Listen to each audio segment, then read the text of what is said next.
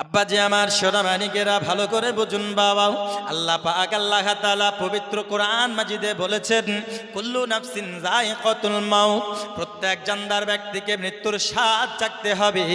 আমরা সকলেই জানি, আমরা সকলেই একদিন মৃত্যু বরণ করব। আমরা সকলেই একদিন এই জীবন থেকে, এই দেহ থেকে আমাদের রূহটা বেরিয়ে যাবে বাবা। আমরা মানুষ, আমরা সবাই জানি পৃথিবীর বুকে আমাদেরকে সবাইকে ইন্তেকাল করতে হবে। দরদি, মানুষ যখন মারা যায়, মানুষ যখন ইন্তেকাল করে যায়, তখন মানুষ না ধন দৌলতের আশাবাদী হয়ে থাকে, না ব্যাংক ব্যালেন্সের আশাবাদী হয়ে থাকে, না ধনসম্পদ অট্টালিকার আশাবাদী হয়ে থাকে। মানুষ মারা যাওয়ার পরে যদি কিছুর আশাবাদী হয়ে থাকে দরদি, ওটা হলো একমাত্র দোয়া। কিসের? একমাত্র দোয়া। কিন্তু বাবাজি আমার, আমরা আমাদের বাবা মার জন্য, আমরা আমাদের ভাই বোনেদের জন্য, আমরা আমাদের আত্মীয় স্বজনের জন্য দোয়া করতে ভুলে যাই। আমরা তাদের কথা মনে রাখি না।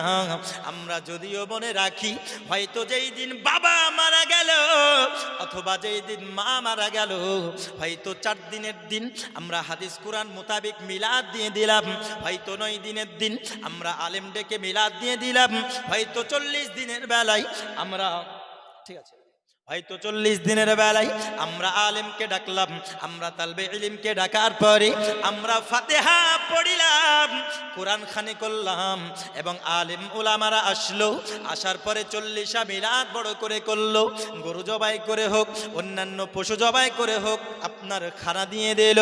দরদি, একদিন 2 দিন মারা যাওয়ার পরে 40 দিন পূর্বে যে শুক্রবারগুলি আসে, ওই শুক্রবারের দিনগুলি মসজিদে যাবে, ইমাম সাহেব বাবার কবরটা জিয়ারত করতে হবে, মৌলভী সাহেব মায়ের কবরটা জিয়ারত করতে হবে। যেই দিন 40 মিলাদ হবে, যেই দিন 40 খতম হয়ে গেল, আলেম উলামা লইয়া যেই দিন আপনার কবরে 40 দিনের বেলায় জিয়ারতটা শেষ, সন্তান যেন ওই বাবার কবরে আর কখনো যায় না। আর যায়, মায়ের কবরটাকে ভুলে যায়। তাহলে 40 দিনের আগে ঘন ঘন কেন জুম্মায় গেলা? কেন এত মিলাদ দিলাম? কেন এত কোরআন খানি করলাম? যদিও এই সব কালচারগুলো হানাফি মাযহাব অনুসারে হাদিস ও কোরআনের আলোকে, তবুও মানুষ, যদি আপনি জিজ্ঞাসা করেন 4 দিনের বেলায়, 9 দিনের বেলায়, 40 দিনের বেলায় তুমি কেন দরুদ পড়ালে, তুমি কেন মিলাদ করলে, কেন তুমি খতম করলে, বলছে বাবা, যদি আমরা না জিয়ারত করি, যদি না মিলাদ করি, তাহলে লোকে কি বলবে? ঠিক না ভুল বললাম? লোকে কি বলবে? যদি একটু জুম্মা জিয়ারতটা, বাবা মার কবর তো মরা এখনো তো 40 দিন পার হয়নি, যদি জিয়ারতে না যায় লোকে কি বলবে? আমরা এটাকে প্রচলিত প্রথা বানিয়ে ফেলেছি, যেটা হাদিস ও কোরআন মোতাবিক। আর যখনই 40 দিন পার, ওর বাবা যে মরে কবরে শুয়েছে, ওর মা যে মরে গোরস্থানে শুয়ে আছে, 40 দিন যা হয়ে গেল, এবার তো লোকে আর কেউ কিছু বলবে না। ওর বাবার কথাও ভুলে গেছে, ওর মার কথাও ভুলে গেছে। এখনকার সন্তান হলো এইরকম। আচ্ছা, কথাকে আমি ভুল বলছি বাবাজি? রাগ হচ্ছে? এটাই হলো প্রথা, এখন এটা হয়ে গেছে। কিন্তু বাবাজি আমার, আপনি সন্তান যোগ্যতম তখনই আপনি প্রমাণ দিতে পারবেন, যখন আপনি চিরস্থায়ী সন্তান হিসাবে প্রতিনিয়ত বাবা মার কথা মনে রাখবেন। প্রত্যেক দিন না হলেও অন্ততপক্ষে শুক্রবারের দিন আপনি সন্তান হিসাবে, কেউ যদি না যায়, আপনি একা গিয়ে আপনার বাবার কবরটা জিয়ারত করতে পারেন, আপনি আপনার মায়ের কবরের কাছে গিয়ে দোয়া করতে পারেন, আপনি আপনার বাবার নামে দান সদকা করতে পারেন, আপনি আপনার মায়ের নামে দান সদকা করতে পারেন। বাবা দরদি, আমাদের আত্মীয় স্বজন যারা মারা যায়, তারা আশাবাদী হয়ে থাকে, কে হয়তো কখন আমার জন্য দোয়া করবে, কে হয়তো আমার জন্য কখন দান সাদকা করবে? কারণ মানুষ মারা যাওয়ার পরে ধন দৌলতের আশাবাদী হয়ে থাকে না। যদি কিছুর আশাবাদী হয় রে বাবা, শুধুমাত্র দোয়ার আশাবাদী হয়। জোরে বলুন সুবহানাল্লাহ। আল্লাহর একজন বান্দা, নাম তার হযরতে সালেহ মুরসি। আল্লাহর একজন এমন বুজুর্গ বান্দা, নাম তার সালেহ মুরসি। তিনি একদিন শুক্রবারের দিন ফজরের কিছুক্ষণ পূর্বে তিনি যেন মসজিদে নামাজ পড়তে যাবেন। ফজরের নামাজ মসজিদে পড়বেন, কিন্তু ফজরের কিছুক্ষণ পূর্বে তিনি উঠেছেন। কখন কখন উঠেছেন? ফজরেরও আগে, মানে আগেই মসজিদে যাবে, নফল ইবাদত টিবাদত করবে, তারপরেই ফজরের আজান পড়বে, দিয়ে নামাজ পড়বে। বুঝলেন? নামাজ পড়বে। তিনি ফজরের কিছুক্ষণ আগে ওঠার পরে তিনি চলে যান মসজিদের দিকে। কিন্তু দরদি, যেই পথে মসজিদ, ওই পথটা হলো গোরস্থানের পথ। মানে গোরস্থান ছাড়া মসজিদে যাওয়া যাবে না, গোরস্থানের উপর দিয়ে মসজিদে যেতে হবে। আব্বাজি আমার ভালো করে বুঝুন বাবা, হযরতে সালেহ মুরসি রহমাতুল্লাহি আলাইহি তিনি আপনার মসজিদে যাওয়ার উদ্দেশ্যে ওই গোরস্থানের উপর দিয়ে যখন তিনি যাবে, হঠাৎ যেন গোরস্থানের ওইখানে দাঁড়িয়ে গেলেন এবং তিনি চিন্তা করতে লাগলেন, আমি হযরতে সালেহ মুরসি, আল্লাহ আমাকে কত সুনাম দিয়েছেন, আল্লাহ আমাকে কত পাওয়ার দিয়েছেন। হযরতে সালেহ মুরসি রহমাতুল্লাহি আলাইহি তিনি জানতেন, কবরে যারা আযাবে লিপ্ত হয়ে যায়, কবরে যারা কষ্টে লিপ্ত হয়ে যায়, যখন আযাব শুরু হয়ে যায়, এত ভয়ঙ্কর আযাব হয় বাবা, এত ভয়ঙ্কর আযাব হয়, ওই চিৎকার দুনিয়ার বুকে কেউ যদি শুনতে পায়, দুনিয়ার মানুষ বেহুশ হয়ে যাবে। তাই তিনি আর মসজিদে গেলেন না। তিনি বলতেছেন, এখনো তো ফজরের সময় আছে বাবা, আমি এই মসজিদ, আমি গোরস্থানে 2 রাকাত নামাজ পড়ে মুর্দাদের জন্য দোয়া করব। মুর্দাদের জন্য আমি দোয়া করব। হযরতে সালেহ মুরসি তিনি ওই রাত্রিবেলায় গোরস্থানেই তিনি থেকে গেলেন। আর আজকালকার আমাদের যুবক হলে, আজকালকার আপনাদের আমাদের বাবাজি ভাইয়েরা কি আর গোরস্থানে দাঁড়াবে গো? টাইলস পাড়া, এসি লাগানো, মার্বেল লাগানো মসজিদ, ওই মার্বেল লাগানো জায়গা থেকে গোরস্থানে মাটি থেকেও থাকবে? থাকবে না। হযরতে সালেহ মুরসি তিনি কিন্তু থেকে গেলেন ওইখানে। তিনি 2 রাকাত নফল নামাজ পড়লেন এবং তিনি নামাজ পড়ার পরে ওইখানে যেন শুইয়ে গেলেন এবং ঘুমন্ত অবস্থায় দেখছেন সমস্ত গোরস্থানের মুর্দারা আপন আপন কবর থেকে উঠে গেছেন। জোরে বলুন সুবহানাল্লাহ। আপন আপন কবর থেকে উঠে গেছে। কোন জমিনের মাটি আমার হবে গোরস্থান, কোন জমিনের মাটি আমার হবে গোরস্থান, কাদের চোখের জলে আমি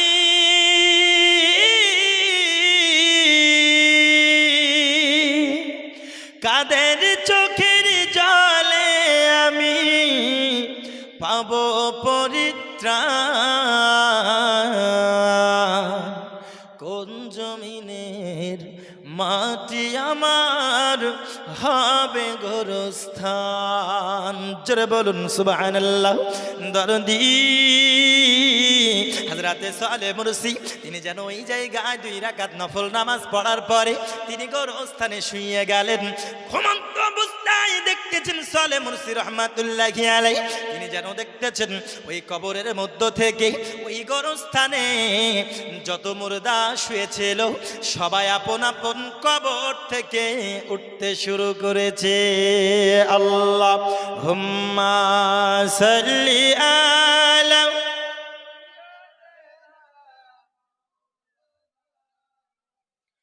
ওয়া আলা আলি সাইয়্যিদিনা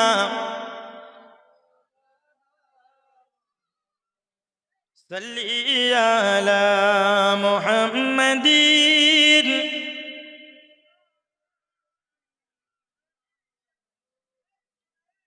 हरदम ज़बान पाक नमे, हरदम ज़बान से निकालो মুহাম্মদ। আব্বা যে আমার ভালো করে বুঝুন বাবা, হযরতে সালেহ মুরসি তিনি দেখতেছেন ওই গোরস্থানে ঘুমন্ত অবস্থায় তিনি দেখতেছেন সমস্ত মুর্দারা আপন আপন কবর থেকে যেন উঠতে লাগলো, এবং দেখতেছেন সমস্ত মুর্দাদের সামনে একটি একটি পুরস্কার রাখা রয়েছে। জোরে বলুন সুবহানাল্লাহ। কি রাখা রয়েছে? পুরস্কার, গিফট রাখা রয়েছে। আচ্ছা বলুন, পুরস্কার পাওয়ার পরে মানুষ খুশি হয় না দুঃখিত হয়? জোরে বলুন। খুশি হয়। কে যদি আপনাকে এখন গিফটে 2 কাঠা জমি দান করে দেয়, আপনি কি দুঃখ হবে? আরো খুশি হবে, তাই না গো? আরে জমি তো দূরের কথা, কেউ যদি খুশি হয়ে 2টা মিষ্টি দেয়, তাই তো মুখে কত হাসি, হ্যাঁ কত হাসি। তাহলে ওই মুর্দাদের সামনে একটি একটি করে পুরস্কার রাখা রয়েছে। হযরতে সালেহ মুরসি রাহমাতুল্লাহি আলাইহি তিনি দেখতেছেন, হযরতে সালেহ মুরসি তিনি দেখতেছেন সবাই একটি একটি পুরস্কার লইল, একটি একটি করে পুরস্কার নিল, আর আপন আপন কবরে চলে গেল। দরদি আপন আপন কবরে চলে গেল। সবার মনে আনন্দ, আনন্দ সবার মন। কিন্তু হযরতে সালেহ মুরসি দেখতেছেন একটি মুর্দা, ওর যেন মনটা বড় নিরাশ, ওর মুখটা বড় ভারী, মনটা বড় খারাপ। এ আমার এই গ্রামের আব্বা জানেরাও, এ আমার সোনামানিক মা খালা, শুনে না রাতের বেলা মা হযরতে সালেহ মুরসি তিনি কত সুন্দরভাবে বলতেছেন, ওই মুর্দা একজনের মনটা খুবই খারাপ। কেন? কারণ তিনি দেখতেছেন সমস্ত মুর্দারা সবাই একটি একটি করে পুরস্কার পেল, কিন্তু ওই একটি মুর্দা পুরস্কার পাই না। কথা বুঝতে পারছেন? সমস্ত মুর্দারা কবরে, সমস্ত মুর্দারা পুরস্কার পেল, আপন আপন কবরে আনন্দের সহিত চলে গেল, কিন্তু একটি মুর্দা ওই গোরস্থানের, কিন্তু তার মনটা বড় নিরাশ, মনটা বড় খারাপ। কেন? কারণ সে কোনো পুরস্কার পায়নি। কথা বুঝলেন? পুরস্কার পায়। আচ্ছা যাই হোক, পিছনে যারা আছে সামনে একটু এগিয়ে আসেন, আর সামনে যিনারা আছেন এই যে আরো সামনে আমার এগিয়ে আসুন, ভালো লাগবে, মোহাব্বত বাড়বে, একটু মোহাব্বতে আল্লাহ আল্লাহ আল্লাহু লা ইলাহা ইল্লাহু আল্লাহ। বলুন না, আল্লাহ আল্লাহু লা ইলাহা। এবার আল্লাহর নাম নিতে আপনাদের কোনো দ্বিধাবোধ হচ্ছে? কোনো কষ্ট হচ্ছে? আমাদের স্রষ্টাকে, আমাদেরকে সৃষ্টি করেছেন কে? আল্লাহর নাম নিতে সমস্যা কোথায়? আপনারা একটু আল্লাহ আল্লাহর নাম নিয়ে সামনে গিয়ে শুন না, আল্লাহ আল্লাহ আল্লাহু লা ইলাহা। ব্যাগটা হটিয়ে দিন, ইউটিউবার ভাই ব্যাগটা হটিয়ে দিন। ইল্লাহু আল্লাহ আল্লাহ আল্লাহু লা ইলাহা। কাউসারের মালিক আপনি, নবীদের সরদার। জোরে বলুন, আরো জোরে বলুন সুবহানাল্লাহ। কাউসারের মালিক আপনি, নবীদের সরদার।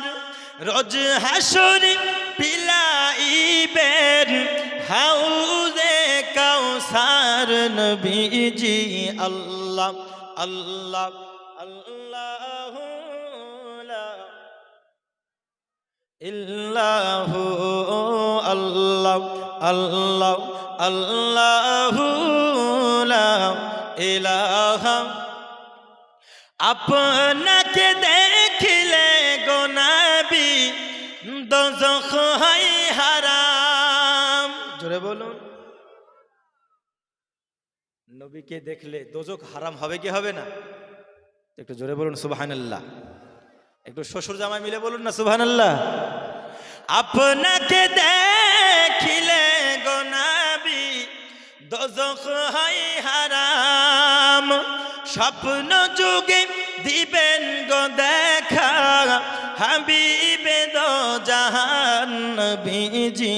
আল্লাহ আল্লাহ আল্লাহু লা ইলাহা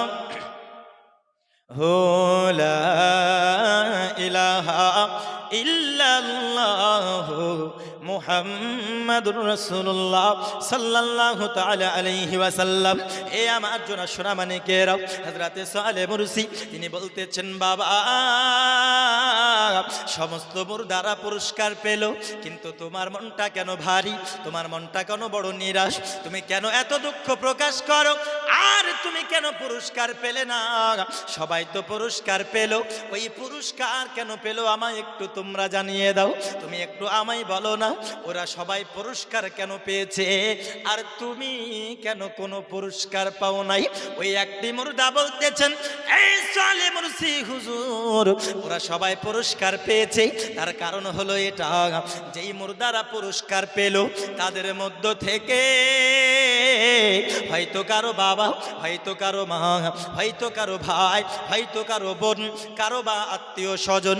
ওগো হুজুর সালেহ মুরসি, ওই মুর্দাদের আত্মীয় স্বজনেরা আর দুনিয়ার বুক থেকে তাদের নামে কেউ দান সাদকা করেছে, তাদের নামে কেউ দান করেছে, কেউ সাদকা করেছে, কেউ দোয়া করেছে।